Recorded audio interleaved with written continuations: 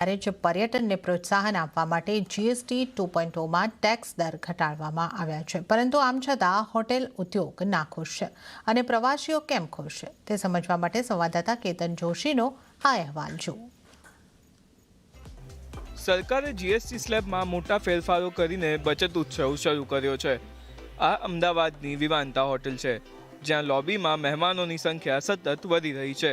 7,500 રૂપિયા કે તેથી ઓછા રૂમના ભાડા પર જીએસટી 12% ઘટાડીને 5% કરવામાં આવ્યો છે। અહીં રહેતા મહેમાનો ખૂબ જ ખુશ છે, કારણ કે તેમના હોટલના બિલમાં હવે ઘટાડો થયો છે। Actually, this is a very good move by government. It helps a lot of businesses because people has to travel for their businesses across India. Even I personally travel across India almost 4 to 5 trips in a month, and this move definitely helps the individuals as well as the corporates that their expenses will be down.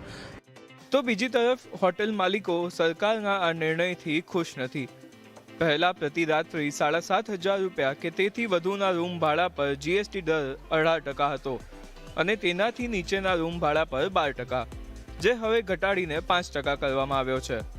પહેલા હોટેલો બંને GST slab હેઠળ input tax ક્રેડિટનો લાભ મેળવી શકતી હતી, પરંતુ હવે તેઓ ફક્ત 7,500 રૂપિયા કે તેથી વધુના રૂમ પર જ ઇનપુટ ટેક્સ ક્રેડિટનો દાવો કરી શકે છે।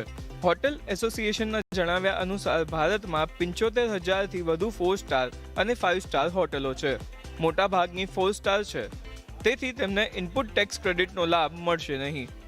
જે નિર્ણય લેવાયો એનાથી ક્યાંક ને ક્યાંક એની અસર થશે હોટેલ માલિકોને। નવી હોટલો બાંધતા પહેલા લોકો બે વાર વિચાર કરશે, કારણ કે એમને ઇનપુટ ક્રેડિટ્સ મળતી નથી અને એમને દરેક ખરીદી પર 18% ભરવાના છે અને કસ્ટમરને ફાયદો થશે, કારણ કે એ લોકોને પહેલા કરતાં ઓછો જીએસટી ભરવાનો છે। એટલે જે એક રાત રોકાતા હશે, 2 રાત રોકાશે, એક રૂમના બદલે 2 રૂમ રોકાશે, ઓવરઓલ ટર્નઓવર વધશે, પણ હોટેલવાળાઓની બેલેન્સ શીટ 100% રેટ સાઈડ જશે।